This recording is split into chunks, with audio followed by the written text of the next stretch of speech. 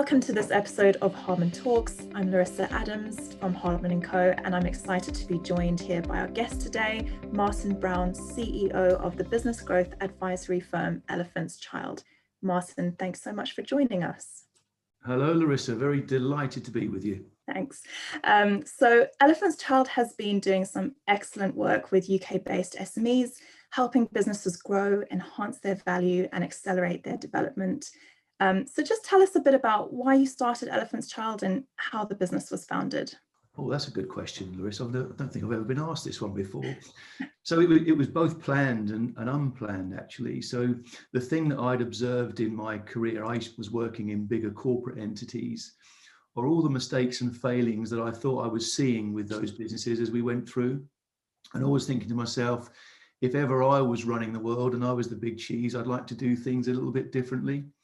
And when I started to look back at the SME, the small to medium enterprise space, it struck me that that was a huge yet fragmented market, which it felt like was either not served at all or was certainly underserved, and it was quite challenging. So I was building up these thoughts as to how I might do things differently when I went out on my own. And then the unplanned bit actually is that it was kind of forced upon me, that decision. So I had a lovely role in a private equity backed business. We were very acquisitive, very progressive business. But I had two family illnesses, one that sadly played out, and that sort of forced me to take stock of my life, get some sense of work-life balance, which I've never been particularly great at, I have to say. And that forced me to put that SME business plan into place. So I went from having sort of 750 staff to helping a friend's music business with just 4 staff and helping book Girls Aloud for a tour of stately homes, would you believe?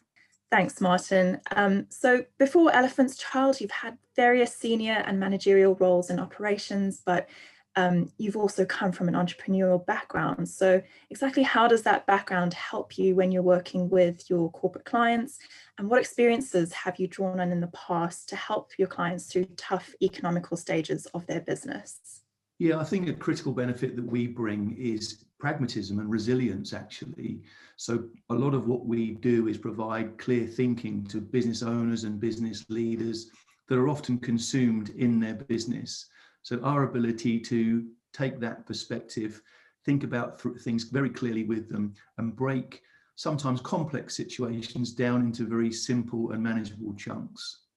I think my big learning in the last 5 years or so has been about balance, actually. And that first balance is balancing tangible things like business plans and financial projections, logical type stuff, with culture and values and behaviors, and making sure that those two things are working together. So if I think about those tangible things, if I think about culture, I think the third thing that we then bring not only is that pragmatism and clarity of thought, but actually it's emotional support. It's incredible how our Pareto, our 80-20 shifts from business to people issues, and that's where it tends to stay for the journey. And the irony of that, of course, is we all think that our training and education and all experience is about business, but actually that's about the 20%. It's the people stuff that really makes businesses push forward. So I hope that clarity of thought is what we bring, Larissa. I think it's important to just, have that third person, hypothetically speaking, who's going to have an outside view on what's happening in the business. And like you say, it's another opinion. It's clarity for a company to bounce ideas off. So, you help businesses across many different sectors. What has been the most challenging sector to advise on in the last year? And were there any particular sector headwinds that you were starting to see a trend in? Yeah, that's a very good question, actually. If I think about when we went into the first lockdown, so just over a year ago, our biggest challenge in that year or so has been hospitality or mass audience type businesses, really because they were entirely hamstrung. Anyone that was running a pub, bar, restaurant, a hotel has been very limited in what they can do. So that's been very much about getting in survival mode, preserving your own mental health and well-being, preserving your cash and your costs, and really hoping that the pandemic will ultimately play out. We've seen some clever things happening with certain entertainment businesses where they've been able to pivot from mass audiences to digital content, still using theatres, but building up with big brands and getting sort of global exposure. So there's been some successes there, but I think it's only now that those mass audience hospitality type businesses can see some sense of normality coming back. Fingers crossed, we hope. I guess two sectors to pick out with headwinds and change. The first one would be the accountancy sector for us. So we've seen change happening where technology has been a massive disruptor, Internet of Things, artificial intelligence, the ability to outsource and offshore. So that sector now has also had the pressure of pandemic. And on top of that, there's a lot of consolidation that's happening in that sector, an awful lot of merger and acquisition activity. So the landscape in the accountancy sector is changing significantly. What are those businesses going to look like going forward? What are their revenue models? How do they need to change to survive and be relevant? And I think the second sector I would pick out is probably the financial sector. We're quite heavily involved in the world of financial planning and wealth management. And again, lots of change there, lots of challenges caused by the pandemic, which is, I guess, getting people to think about their life goals. And that for us has been an interesting theme, because then it makes them focus on their business and change their relationship with their business to being on the business, and the business being an enabler to whatever they want to do in their future life. So yeah, accountancy and financial planning will be the two sectors with differences to come, and that difference we think brings opportunity and challenge, and we're very much up for that. Absolutely. You've touched on it briefly previously about the people aspect when dealing with clients. And I suppose when a company approaches Elephant's Child, what are you really looking for, or what are you hoping to see from a management team that immediately tells you you can progress with them as a client? Or are there any red flags that you look out for? Yeah, that's a curious thing as well, actually, because my answer is largely behavioral as opposed to the numbers. So of course we look at the numbers, and of course we look at the business and revenue model, and of course we look at the trajectory of that business and where we might go after this kind of pandemic correction. But actually the thing that we're really trying to assess, and this is a little bit challenged when most of the world is virtual these days, is the whites of those business leaders' eyes. Are they the right leaders? Are they the right team? Do they have that irrefutable and robust business model? But more importantly, do they have the emotional intelligence to go on this journey? Do they recognize their strengths and weaknesses? And that can be challenging, because you can have some quite spiky conversations, Larissa, where actually the founder and major shareholder, possibly the only shareholder of that business, if you're not careful, can become the constraint. So actually we look at emotional intelligence, and we look at business and business leaders that are wanton of change, and we think we can go on that journey with them. Then we tend to go back to the numbers and make sure that all stacks up. So if I think about red lines for us, it's where you get business leaders that are very controlling, that sit there with a very closed body language and are almost asking you to sell them something. If we get that kind of reaction, almost regardless of the numbers, we probably won't go ahead, because we think that journey will end prematurely for them and for us, and that doesn't really achieve full value. So yeah, it's really about the behavior of the business leaders and leadership team. Yeah, it's got to be a culture fit at the end of the day.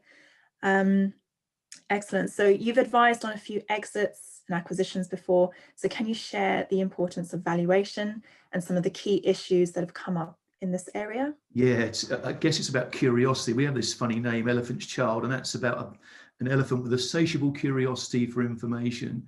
And that's really what valuation does for me. We meet some fantastic business leaders that have got really good businesses. They are impressive people, but they don't have any real concept or notion as to what their value is and ultimately what drives value. So part of the service that we now offer is to give them, based on fairly limited information, a headline view, a desktop valuation range of their business, if you like. And I think what that does is it starts to get some reality into the thinking of the business leader. It starts them thinking about not only how they grow, but how they grow with value.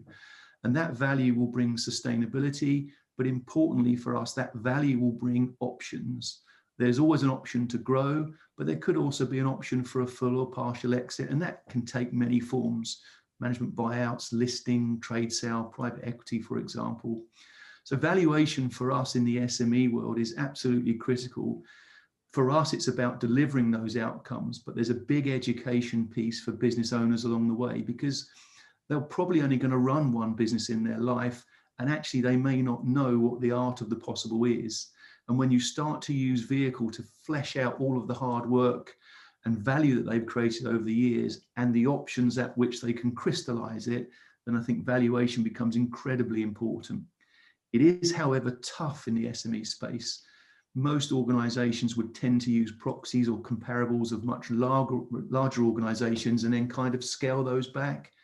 So part of what we do with our professional teams is to look at the market, get a sense of attractiveness and appetite, and start to think about, if it's a valuation based on an adjusted EBITDA, what does that look like, and what's a notional multiple range? So valuation for us is critical. It starts to open up business leaders' eyes and get them thinking about being much more strategic and on the business.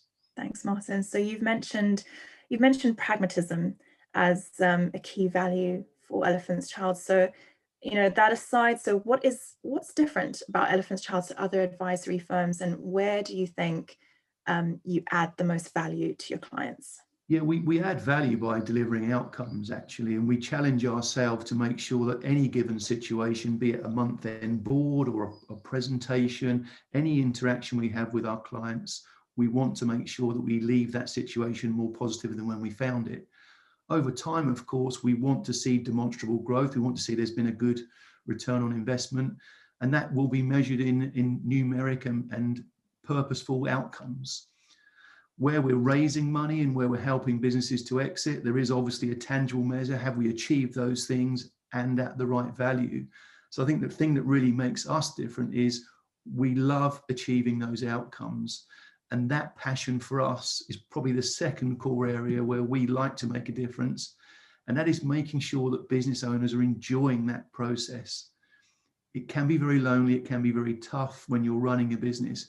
It's really important that you enjoy it. The most challenging situations for us are less about where the numbers are, but more when the owner or the leaders have lost their passion for the business. So if we can help them get that enjoyment back through giving that clarity and direction and taking them to those outcomes, that for us builds trust and it builds a relationship, and we can have a good time along the journey. Some challenging moments, but overall a happy and positive engagement. So for us, really, it's about outcomes, it's about integrity, and it's about making sure we all enjoy the path. Sure. And I think you're doing some excellent work. So thank you for your answers, Martin. It's really been a pleasure chatting to you. And to our viewers, please don't forget to like and subscribe to our channel. We appreciate your time. We'll see you back here on Hardman Talks next time. Thank you.